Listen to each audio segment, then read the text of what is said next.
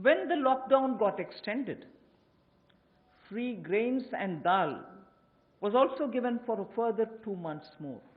Free grains and dal was also given for 2 months more. And when it was really possible to have the workers go from the camps that they were in to their respective villages,